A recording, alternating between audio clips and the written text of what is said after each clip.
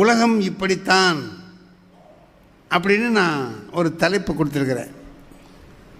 என்ன இப்படித்தான்? நாம் ஒன்று நினைக்கிறோம், நினைக்கிறபடியே சமயத்தில் நடந்துரும். சில சமயத்தில் வேறு ஏதாவது நடக்கும், நம்ம நினச்சது நடக்காது.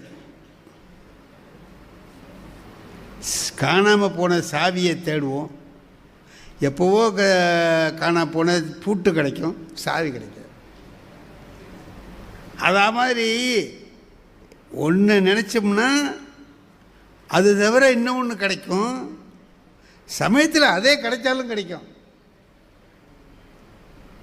இன்னொன்று ஏதாவது புதுசாக வந்து கிடைச்சாலும் கிடைக்கும், எதிர்பார்க்காதது வந்து கிடைச்சாலும் கிடைக்கும் அப்படின்னு ஔவையார் சொல்கிறாங்க. ஒன்றை நினைக்கின் அது ஒழிந்துட்டு ஒன்றாகும். நாம் ஒன்று நினச்சோம்னா அது தவிர வேற ஒன்று நடக்கும். அன்றி அதுவே வந்து எய்தினும் அதே நடந்தாலும் நடக்கும். இல்லை, நாம் நினையாத முன் வந்து நிற்பினும் நிற்கும். நாம் நினைக்காத ஒன்று எதுக்கு வந்து நின்னாலும் நிற்கும். இணையாலும் ஈசன் செயல். எல்லாமே இறைவன் என்ன நினைக்கிறானோ அதன்படி தான் நடக்கும் என்று சொன்னார். எல்லாவற்றிலேயும் ஒன்று சொன்னால், அந்த காலத்தில் ஒரு கதை, மனிதனுக்கு முன்னோர்கள்ட்டேருந்து சில குணங்கள் வருங்கிறான்.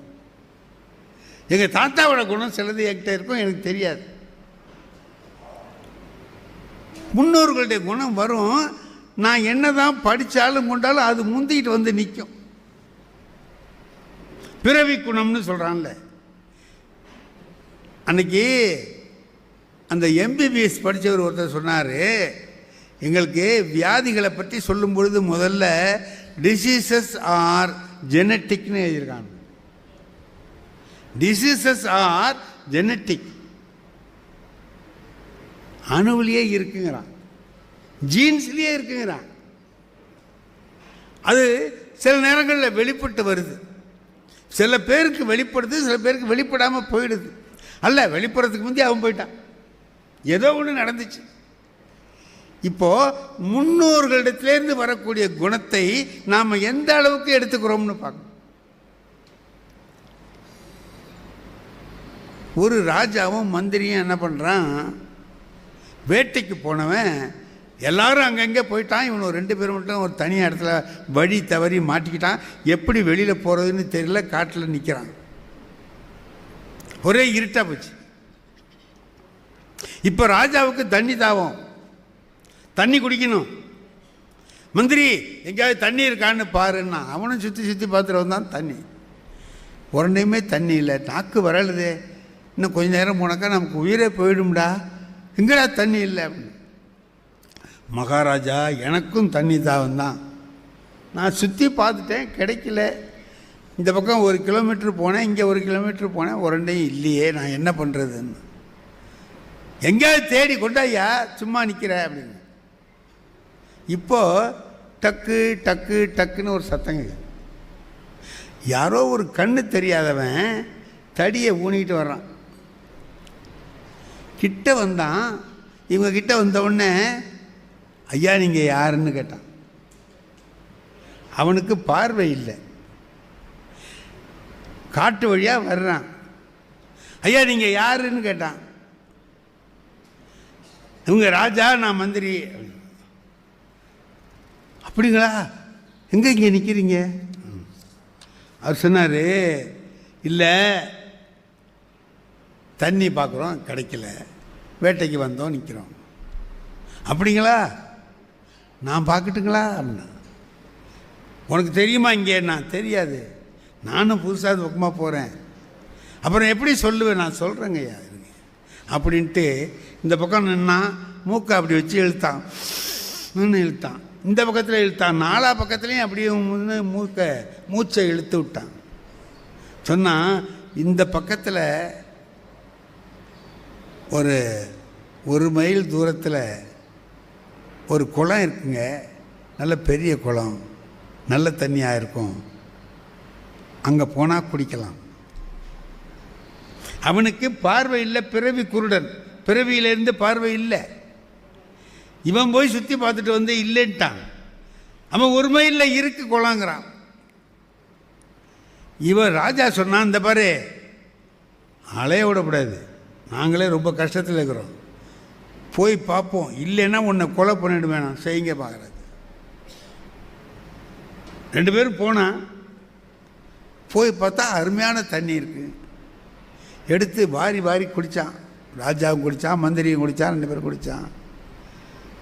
அந்த பிச்சைக்காரன்ட்ட கேட்டான் ராஜா, எங்களால் கண்டுபிடிக்க முடியலையே, நீ எப்படி கரெக்டாக கண்டுபிடிச்சேன்?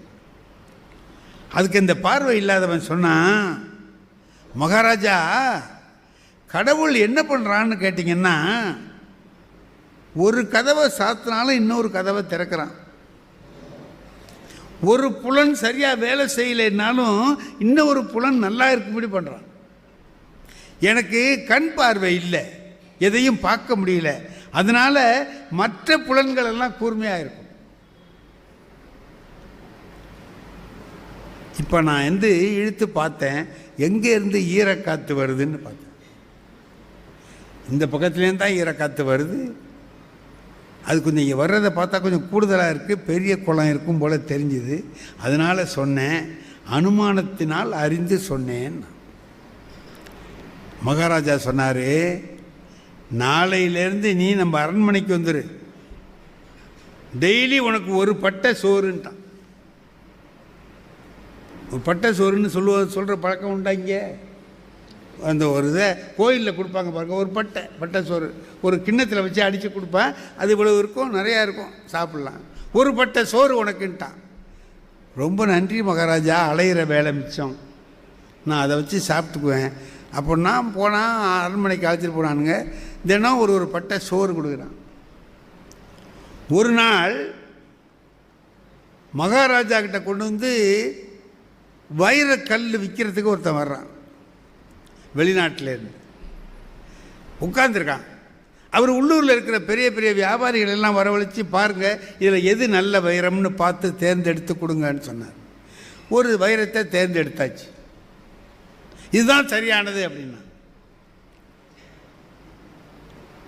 இப்போ ராஜா பார்த்தாரு, இவன்லாம் ஆராய்ச்சி பண்ணிட்டான், சரி ரைட்டு, நம்மள்கிட்ட கேட்போமே, அவன் ஏதாவது நுணுக்கமாக சொல்லுவானே, அவனை கேட்போமே அப்படின்னுட்டு, அந்த இவன் இருப்பான், பிச்சைக்காரன் இருப்பான், அவனை கூப்பிட்டுவான்னா.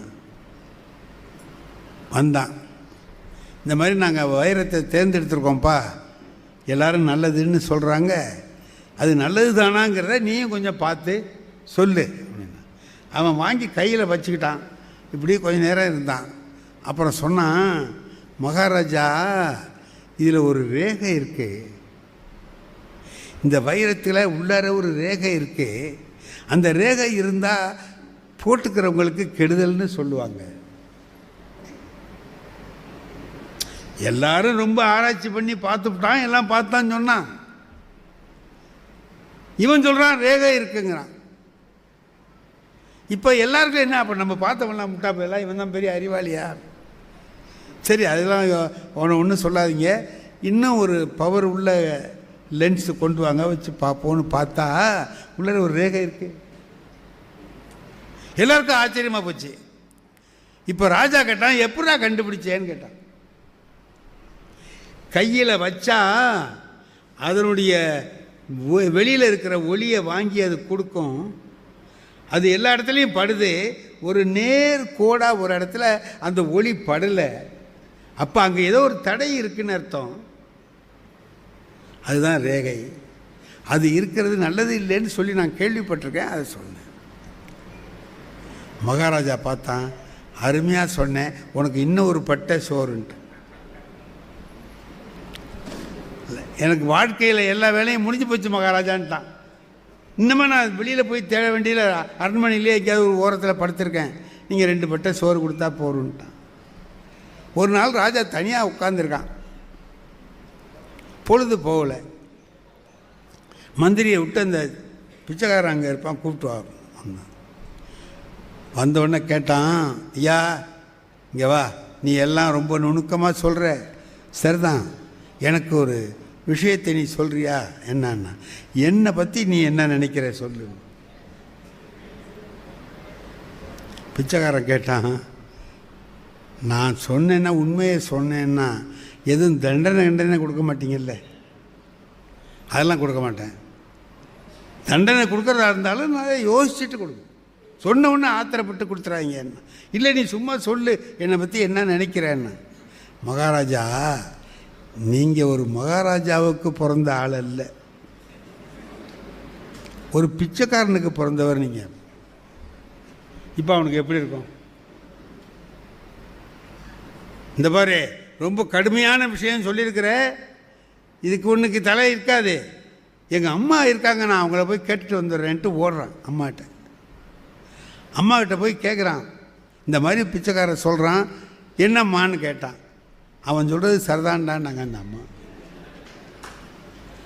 என்னன்னா, எனக்கு பொம்பளை பிள்ளையாக பிறந்தது, கல்யாணம் ஆகி வந்தேன், பெண் குழந்தையாக பிறந்துக்கிட்டே இருந்துச்சு, பிறக்குது அது செத்து போகுது, பிறக்குது செத்து போகுது, பொம்பளை பிள்ளையாக பிறக்குது. உங்கள் அப்பாவுக்கு கோவம் வந்துட்டு அடுத்தபடி உனக்கு ஆம்பளை பிள்ளை பிறக்கலைன்னா வேறு கல்யாணம் பண்ண போகிறேன்ட்டான். இப்போ அவங்க அப்பாவுக்கு தெரிஞ்சது, ராணியோட அப்பாவுக்கு, ஆகா பொண்ணோட வாழ்க்கை போயிட்டா என்ன பண்ணுறேன்னு நான் பிரசவத்தை எங்கள் ஊரில் வச்சுக்கிறேன்னு சொல்லி அவள் கருவுற்ற உடனே அழைச்சிட்டு போய் அங்கே வச்சுக்கிட்டான். அதே நேரத்தில் குழந்தை பிறக்கிற மாதிரி ஒரு 10 கேஸை கொண்டாந்து வச்சுக்கிட்டான். எதுலையாவது ஒன்றில் ஆம்பளை பிள்ளை பிறந்தாலும் மாற்றிடலாம் அப்படின்ட்டு. வழக்கம் போல் இவளுக்கு பொம்பளை பிள்ளை தான் பிறந்துச்சு. ஒரே ஒரு பிச்சைக்காரி வந்திருந்தவளுக்கு ஆம்பளை பிள்ளை பிறந்துச்சு. இது அங்கே கொடுத்து இங்கே கொடுத்து மாற்றிட்டான். அதுதான்டா நீ, எனக்கு பிறந்தது எங்கேயோ பிச்சை எடுத்துக்கிட்டு இருக்கு, நீ இங்கே ராஜாவாக வந்துட்டேன்னா. இவன் ஓடி போனான். சரியாக தான் சொன்னேன், அது எப்படி கண்டுபிடிச்சேன்னு கேட்டான். அவன் சொன்னான், எந்த ராஜாவும் ஒரு நல்ல செய்தி சொன்னான், 1000 பொண்ணு கொடு 2000 பொண்ணு கொடுமா.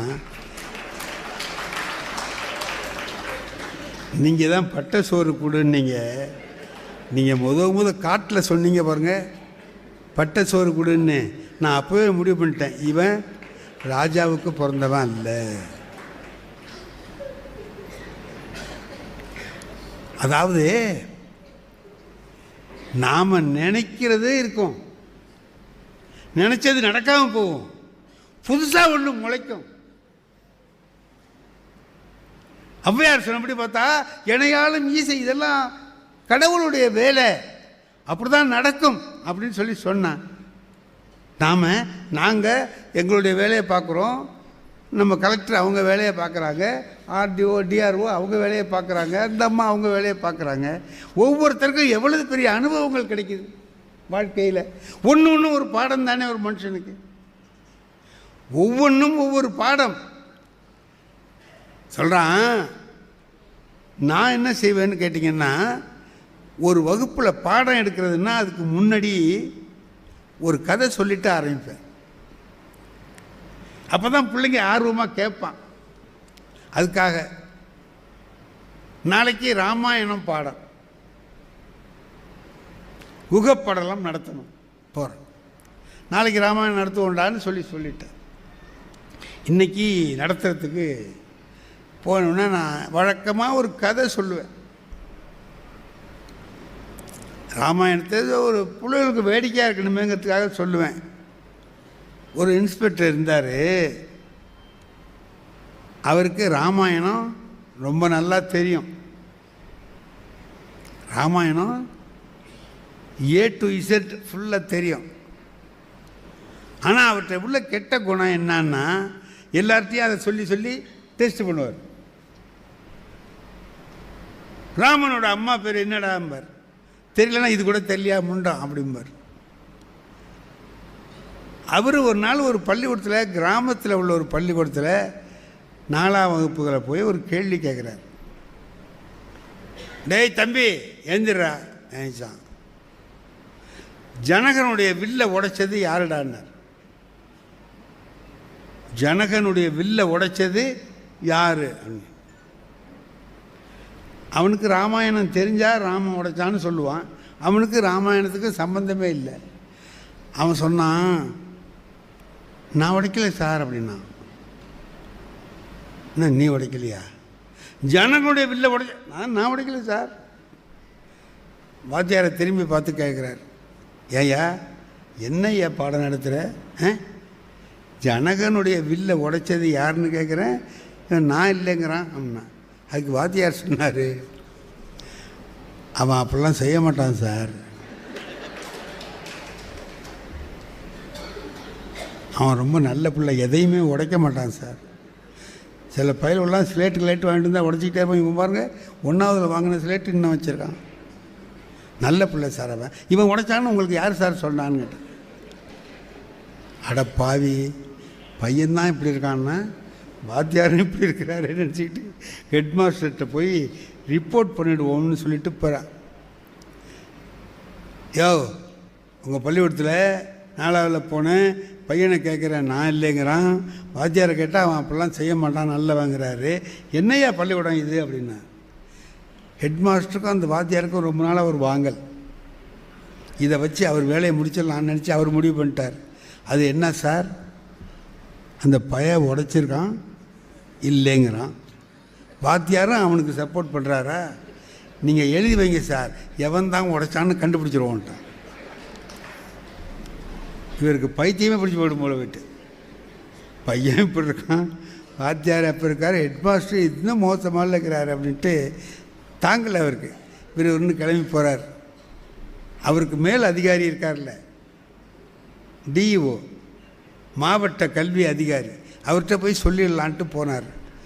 மாவட்ட கல்வி அதிகாரி என்ன பண்ண, ஏன் வெயிலில் கிளம்பி வந்திருக்கிய, என்ன விஷயம், வேர்த்து ஊற்றுது, இப்போ எங்கே வந்தேன் நீ ஆஃபீஸுக்கு போகாமன்னார். அட ஏன் சார்? சரி, நான் அங்கே போனேன், கேள்வி கேட்டேன், பையன் இப்படி சொல்கிறான், வாத்தியார் இப்படி சொல்கிறான் சார். அதுக்கு டிஓ சொல்கிறாரு, யோ நீ எப்போ பார்த்தாலும் உனக்கு இதே வேலையாக போச்சியா? அவன் அதை உடைச்சான், இவன் இதை உடைச்சான், இதே ரிப்போர்ட்டாக இருக்குது. ஆமாம், இந்த காலத்தில் வர்ற சாமான் எது தான் ஸ்ட்ராங்காக இருக்குது? ஏதோ கை தவறி போட்டு உடைச்சிருப்பான் போல இருக்குது, அதுக்கு நீ பெருசாக எடுத்துகிட்டு வர்ற, போய புரோக்கன் லிஸ்ட்டில் போட்டுட்டு போகாமல் இது ஒரு பெரிய விஷயம்னு வந்துட்டியான்னு பார்த்தான். இருக்கிறதுல நம்ம தான் பைத்தியக்காரன். எல்லாருக்குமே தெரியல, தெரிஞ்சு வச்சுருக்கிறது நாம் ஒரு ஆள் தான் பைத்தியக்காரன் போல இருக்குன்ட்டு அவரால் அதுக்கு மேலே முடியல, வீட்டுக்கு விட்டார். வீட்டில் போய் இப்படியே தலையை பிடிச்சிக்கிட்டு உட்காந்துருக்கான். பொண்டாட்டி வந்து கேட்டாங்க, அந்த அம்மா, ஏங்க ஆஃபீஸுக்கு போனீங்க, சீக்கிரம் வந்துட்டீங்களே? நான் அப்படி ஏண்டி கேட்குறேன், இந்த மாதிரி இருக்குது அப்படின்னு. பையன் சொல்லி, டிஓட்ட போனால் அந்த ஆள் இப்போ வர்ற சாமான் எதுதான் ஸ்ட்ராங்காக இருக்குங்கிறாரு, இந்த மாதிரி இருக்குடி அப்படின்னா. இது கூட வாங்க தெரியலன்னா அந்த அம்மா, உனக்கு தெரியுமான்னு கேட்டான். என்னங்க எனக்கு தெரியுமான்னு கேட்குறீங்க? எனக்கு தெரியாதா? ஜனகனுடைய வில்லை உடைச்சது நம்ம பக்கீர்சாமி செட்டியார் தானே அப்படின்ட்டான். அது ஏடா பக்கீர்சாமி செட்டியார்னு பார்த்தா, அந்த ஊரில் ராமாயணம் தெருக்கூத்து போட்டிருக்கான். அதில் ராமரா நடித்தவர் பக்கீர்சாமி செட்டியார். அந்த அம்மா அதை ராமர்னு மறந்துட்டு பக்கீர்சாமி செட்டியார்னு நினச்சிக்கிட்டு ஜனங்களுடைய வில்லை உடைச்சது பக்கீர்சாமி செட்டியார் தான்ச்சு. இந்த மாதிரி அந்த காலத்தில் ராமாயணம் தெரியாமல் இருந்தாங்கடா. இப்போ இப்படி இருக்குன்னு இந்த கதையை சொல்லுவேன்ல, இதை சொல்கிறேன். அன்னைக்கு வழக்கமாக சொல்கிற கதை தான் அது சொன்னேன். சொல்லி முடிச்சுட்டு பாடம் நடத்த ஆரம்பித்தாச்சு. அப்புறம் பார்க்குறேன், அங்கே 2 பையில உட்காந்து சிரிச்சுக்கிட்டே இருக்கிறான். அது எப்போவோ முடிஞ்சு போச்சு, அதுக்கு ஏன்டா இப்போ சிரிக்கிறானுன்ட்டு சீரியஸாக சொல்லிகிட்டு இருக்கும்போது சிரிக்கிறானுன்ட்டு ஏன்டா சிரிக்கிறீங்க? என்ன வேணாம் சார், நீங்கள் குகனை பற்றியே நடத்துங்க சார்ண்ணா. எதுக்குடா இப்போ சிரிக்கிற, என்னடான்னு? ஒன்றும் இல்லை சார், நான் சொன்னேன் அவங்கிட்ட, இன்றைக்கி ஐயா ராமாயணம் நடத்த போகிறாருடான்னு சொன்னேன். அதுக்கு அவன் இப்போ நீங்கள் சொன்ன கதையை அப்படியே சொன்னான் சார், இதை சொல்லுவார் பாருன்னா. பார்க்குறேன் நீங்கள் அதே சொல்கிறீங்க அப்படின்னா. அவனை எழுந்துச்சு பார்த்தா 3 வருஷமாக என் கிளாஸில் படிக்கிறான்.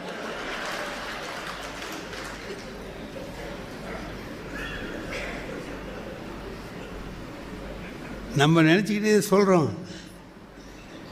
சினிமா பார்க்க போகிற போது ஒன்று செய்வோம், உட்காந்துருப்போம், பக்கத்தில் ஒருத்தன் உட்காந்துருப்பான், அவன் சாதாரணமாக இருப்பான், கதாநாயகி என்ன பண்ணுவா, அப்படியே கிணத்துல ஏறி உளுந்து தற்கொலை பண்ணிக்கிறதுக்கு போவா. அந்த கதாநாயகி எனக்கு ரொம்ப பிடிக்கும்னு வச்சுங்க, அப்படியே ஐயோ விழுந்துருவாளோ என்னமோன்னு நினச்சிக்கிட்டு அப்படி நாக்காளியில் முன்னாடி வந்து உட்காந்துருவேன். அப்படி உட்கார்ற போது பக்கத்தில் இருக்கிறவன் சொல்லுவான், ஐயோ நல்லா உட்காரியா, நல்லா உட்காரியா, ஏன் பறக்கிற? இல்லையா தற்கொலை பண்ணிக்குவா போல இருக்கையா, வருத்தமாக இருக்க எனக்கு, நல்லா உட்காரியா, அவள் ஒன்றும் தற்கொலையெல்லாம் பண்ணிக்க மாட்டா, உட்கார். என்ன அப்படின்னு மாட்டாங்கிறது. இப்போ ஒருத்தன் வந்து காப்பாற்றுவான் பாரு அப்படின்னு, கொஞ்ச நேரம் கழிச்சு பார்த்தா அவன் வந்து காப்பாற்றிடுவான். எப்படியா இவ்வளோ கரெக்டாக சொன்னேன்னா, நான் நேற்றையும் பார்த்தேன் இல்லை இந்த சினிமாவைங்கிறான். அங்கே எப்படி பார்த்தவனுக்கு பக்கத்தில் நம்ம உட்காரப்படாதோ, அதே மாதிரி நாம் பாடம் நடத்துகிற கிளாஸில் ஃபெயிலானவன் இருக்கக்கூடாது. இருந்தான்னா கொஸ்டின் பேப்பரை அவுட் ஆக்குற மாதிரி நம்ம சொல்ல போகிறலான்னு சொல்லிக்கிட்டே இருப்பான். இது நமக்கு அதில் கிடைச்ச ஒரு புது பாடம், அது வேறு ஒன்றும் இல்லை. இப்போ பெரிய ஆளாக இருக்கிறான், அவனுக்கு எல்லாம் தெரியும்னு நம்ம நினச்சிட்டு இருக்கோம்ல. சார் ஐசக் நியூட்டன் யாருங்க? புவி ஈர்ப்பு விசையே கண்டுபிடிச்சாரு, ஆப்பிள் வந்து விழுந்தது, நம்ம கதையெல்லாம் சொல்கிறோம். அவருக்கு எல்லாம் தெரியும்னு நம்ம நினச்சிட்டு இருக்கோம். அவருக்கும் தெரியாதுங்கிறது அவர் வாழ்க்கையில் நடந்தது ஒன்று காட்டுறார். அவர் பூனை வளர்க்குறார். அந்த பூனை தான் கடைசியில் அவர் கண்டுபிடிச்ச எல்லாத்தையும் எரிச்சு விட்டுடுது. அந்த பூனை வளர்க்குற போது அந்தாண்டேருந்து இங்கே வந்து சாப்பிட்றதுக்காக செவுத்தில் ஒரு ஓட்டை விடுன்னு சொல்கிறார். ஒரு கொத்தனார் வந்து ஓட்டை விடுறார். அப்புறம் சொல்கிறாரு, பக்கத்துலேயே ஒரு சின்ன ஓட்டை விடுன்னார். எதுக்குன்னா, பூனை அது வழியாக வரும், குட்டி இது வழியாக வரும்னார். கொத்தனார் கேட்டான், ஏங்க பூனை வர்ற வழியில் குட்டி வராதான்னா. அட ஆமான்னா. புவி ஈர்ப்பு விசையை கண்டுபிடிக்க தெரிஞ்சவனுக்கு பெரிய ஓட்டையில் சின்ன பூனை வர முடியுங்கிறது தெரியல. பார்த்தீங்களா, யாருக்கு எது தெரியும்னு நம்ம சொல்ல முடியாது. நமக்கே என் மனைவிக்கும் எனக்கும் ஒரு நாள் ஒரு போட்டி வந்துட்டு, என்ன தெரியுமா, நான் சொன்னேன் அவள்கிட்ட, சும்மா வாய் கொழுப்பாக ஏதாவது பேசுகிறது மாட்டிக்கிறது, அதுக்கு தான் வேறு ஒன்றும் இல்லை. உனக்கு காய்கறி வாங்க தெரியலேன்னு சொன்னேன். ஏங்க அப்படி சொல்கிறீங்கன்னு கேட்டார். சொத்தை முத்தலெல்லாம் வாங்கிட்டு வந்தார், அன்றைக்கி அரிஞ்சு போட்டிருக்கேன், பாரு எவ்வளவு கத்திரிக்காயை பாதியாக அரிஞ்சு போட்டிருக்கிய, சொத்தை கத்திரிக்காயை வாங்கியிருக்கேன், முத்த கத்திரிக்காயை வாங்கியிருக்கிறேன், காசு கூட கொடுத்து வாங்குற, கடையில் தெருவில் வர்றவன் உன்னை ஏமாற்றி போடுறான் அப்படின்னு. என் மனைவி அது வருத்தப்படல, நல்லதுங்க எனக்கு தெரியல, இன்றைக்கி ஞாயிற்றுக்கிழமை தானே, நீங்கள் கொஞ்சம் போய் வாங்கிட்டு வந்து எப்படி வாங்கணுங்கிறத காட்டுங்க. சரி ஞாயிற்றுக்கிழமை தானே, போய் வாங்கிட்டு வந்துடுவோமே அப்படின்ட்டு போனால் மார்க்கெட்டுக்குள்ளே நுழையிறேன். கடையே என்கிட்ட படித்தவன் ஒருத்தன் காய்கறி கடை வச்சுருக்கிறான். பரவாயில்லையே இவன் காய்கறி கடையாவது வச்சானே அப்படின்னு நினச்சிக்கிட்டு, அப்பா அண்ணன், ஐயா வாங்க, நீங்கள் வரவே மாட்டீங்க, வந்திருக்கீங்க, உட்காருங்க அப்படின்னா ஒரு ஸ்டூல் எடுத்து போட்டு, ஐயா உட்கார வேடான்னா தினத்தந்தி பேப்பரை கையில் கொடுத்து படிங்கன்ட்டான். என்ன வேணும் உங்களுக்கு சொல்லுங்கன்னா, நான் எழுதிட்டு போனேன், லிஸ்ட்டு எடுத்து கொடுத்தேன், 2 தேங்காய்னு போட்டு. இப்போ தேங்காய் எடுத்து 2 தேங்காய் வைக்க வேண்டியதானேங்க, வைக்க மாட்டேங்கிறான் அவன். தேங்காய் எடுக்கிறான், காதுகிட்ட வச்சு இப்படி ஆட்டுறான், ஆடுதான்னு பார்க்குறான். அப்புறம் ஒரு முட்டுறான், முத்தலாக இருக்கான்னு பார்க்குறாரான், முத்துறான், தூக்கி போட்டான். அது அவனுக்கு பிடிக்கல, ஐயாவுக்கு இந்த காயை கொடுக்கப்படாது அப்படின்னு தூக்கி போட்டான். சார் ஒரு 100 காயை எடுத்து ஆட்டுறான், முட்டுறான், தூக்கி போட்டுறான். கடைசியில் ஒரு 2 எடுத்து வச்சான். வெண்டைக்காய் கத்திரிக்காய் குத்தாருங்க என்னமோ போட்டு எல்லாத்தையும் போட்டு பையில் கொடுத்து 150 ரூபா கொடுங்கன்னா கொடுத்து வாங்கிட்டு வந்து வீட்டுக்கு வந்தோடனே என் மனைவி முதல்ல சட்னிக்கு தேங்காய் எடுத்து அரைக்குது. உடைச்ச உடனே அங்கேருந்து கொண்டு வந்து என்கிட்ட அப்படி காட்டுற அந்த 2 மூடியை எடுத்துருந்து, நல்லா வாங்கியிருக்கீங்கிறான். போன இடத்துல நல்லா வாங்கியிருக்கீங்க, நான் உங்களை தேங்காய் தானே வாங்கிட்டு வர சொன்னேன், நல்ல இளநியாக வாங்கிட்டு வந்துருக்கீங்க. நான் சட்னிக்கு தானே வாங்கிட்டு வர சொன்னேன், வழித்து சாப்பிட்லாம் போல் இருக்க, இளநீ வாங்கினா கூட இவ்வளவு பக்குவமாக இருக்காதுங்கன்னா ஓங்கி தலையில் இருக்க. இதைத்தான் அவன் ரொம்ப நேரம் தேடி எடுத்திருக்கான். இந்த பள்ளிக்கூடத்தில் படிக்கிற பிள்ளைகள்கிட்ட ஏதாவது சமயத்தில் கடுமையாக பேசிவிடுவோம், அந்த ஆத்திரத்தை வச்சுக்கிட்டே இருப்பான். எப்படா இவனை பழி வாங்குறேன்னு பார்ப்பான்.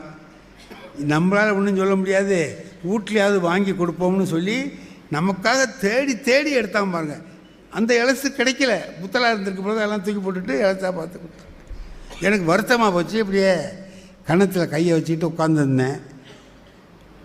காய்கறி அறிய ஆரம்பித்த மனைவி அங்கேருந்து வந்து, வருத்தப்படாதீங்க, தேங்காய் இலசா வாங்கிட்டோமேனு வருத்தப்படாதீங்க, கத்திரிக்காயும் வெண்டைக்காயும் நல்ல முத்தலாக தான் வாங்கியிருக்கீங்க. என்ன அர்த்தம்? உனக்கு காய்கறி வாங்க தெரில, தேங்காய் இலசா வாங்கியிருக்க, முத்தலா வாங்க வேண்டியதை இலசா வாங்குற, இலசா வாங்க வேண்டியதை முத்தலா வாங்குற, நீ எல்லாம் ஏண்டா என்னை வந்து குறை சொல்கிறேன்னு கேட்குற கேள்வி தானே. நமக்கு ஒரு சின்ன விஷயம் தெரியலையே, எங்கேயோ போகிறோம், என்னமோ சொல்கிறோம், என்னென்னமோ ஆயிங்கிறோம் ஊயிங்கிறோம், இந்த காய்கறி வாங்கிட்டு வந்து ஒரு நல்ல பேர் வாங்கணுங்கிறது நமக்கு தெரியல. சில நேரங்களில் வீட்டில் பேசுகிற பேச்சை கேட்டோம்னா நமக்கு அற்புதமாக இருக்கும்.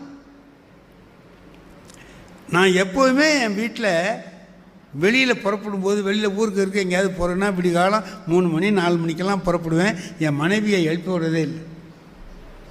நானே எழுந்திரிச்சு வெந்நீர் போட்டு குளிச்சுட்டு வருவேன். வர்ற வழியில் எங்கேயாவது காப்பி இருக்கும், குடிச்சிட்டு நான் பாட்டுக்கு வந்துடுவேன். ஏன்னா அவங்கள எழுப்பி விட்டு எல்லாம் செய்ய சொன்னால் நீ பேசி கிழிச்சதெல்லாம் போகிறோம் வீட்டில் எரியான்றோம். அதுக்காக நம்மளே இந்த வேலையெல்லாம் பார்த்துக்கொண்டு நான் பார்த்துக்கிட்டு துணிமணிலாம் எடுத்து நானே வச்சுட்டு வந்துடுவேன்.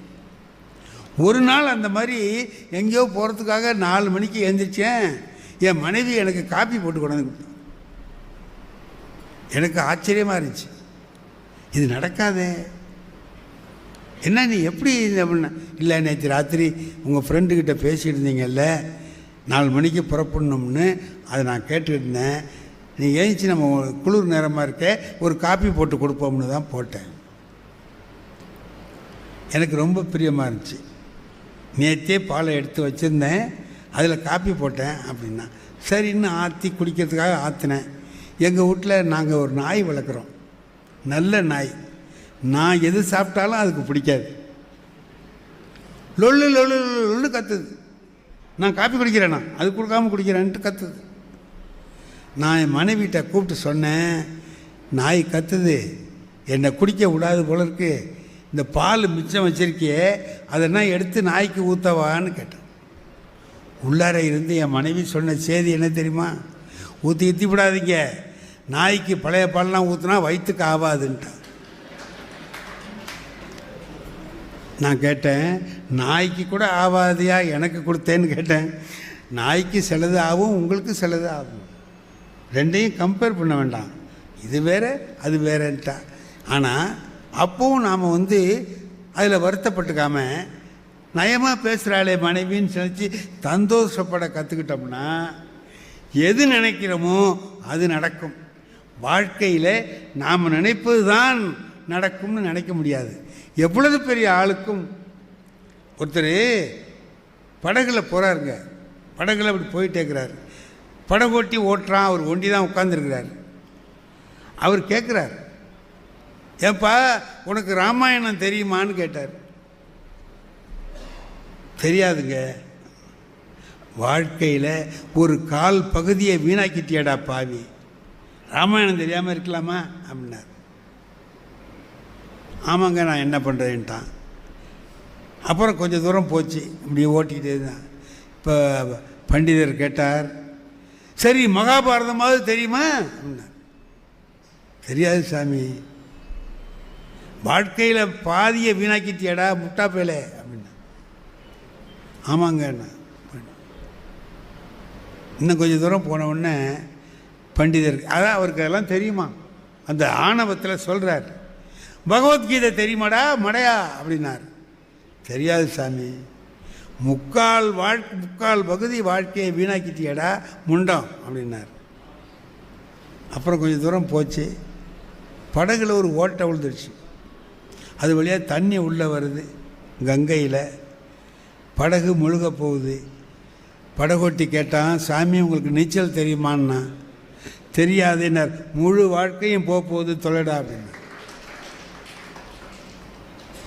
எல்லாம் தெரிஞ்சிருக்கிறது முக்கியம் இல்லை, எது தெரிஞ்சிருக்கணுமோ அது முக்கியமாக தெரிஞ்சிருக்கணும் இல்லையா? வாழ்க்கையில் தெரிந்து வைத்திருக்க வேண்டிய 1000 விஷயங்கள் இருக்கிறது. தெரிந்து கொள்கிறோம், நடக்கிறோம். ஆனால் நம்ம நினச்சதுக்கு மாறுதலாக நடக்குது. அப்படி நடக்கிற போது ஐயோ இப்படி நடந்துட்டுதேன்னு வருத்தப்படாமல், உலகம் இப்படித்தான், இதுதான் உலகம், இதில் இப்படி தான் நடக்கும், அதுக்காக நம்ம வருத்தப்பட்ட எந்த பயனும் இல்லை என்று நினைத்து நம்முடைய வாழ்க்கையை எப்போ நலமாக நடத்துகிறோமோ அப்போ தான் நம்முடைய வாழ்க்கை இனிமையாகவும் சுகமாகவும் இருக்கும். ஐயோ இது நடக்கலையேன்னு வருத்தப்பட வேண்டியதில்லை, இப்படியே நடக்கும். வேறு ஏதாவது புதுசாக ஒரு நன்மை வந்தாலும் சேரும், அதையும் அனுபவிக்க கற்றுக்கொள்ள வேண்டும். இப்படி வாழ்வது தான் வாழ்க்கை, இப்படி இருப்பது தான் உலகம். இந்த உலகத்தில் இதெல்லாம் இப்படி தான் நடக்கும். ஆகையினால வேறு ஒன்றும் நம்ம கவலைப்படாமல் இதில் ஈடுபட வேண்டும் என்பதைத்தான் நான் ஒரு தலைப்பாக ஆக்கி, நினச்சது நடக்கும், நினைக்காததும் நடக்கும், எதிர்பார்க்காம அதே நடந்தாலும் நடக்கும் என்று ஔவையார் ஒரு 1000 வருஷத்துக்கு முன்னாடியே அதை சொல்லி வைத்திருக்கிறார்கள். ஆகையினாலே நம்முடைய வாழ்க்கை என்பது எதிர்பார்த்தபடி நடப்பதல்ல, எதிர்பாராததும் நடக்கும். வாழ்க்கையில் நான் தெரிந்து கொண்டது இது வரைக்கும் என்னன்னு கேட்டால், இருக்கிறத வச்சு சந்தோஷமாக வாழ கற்றுக்கணும், இல்லாததை நினச்சி வருத்தப்படக்கூடாது.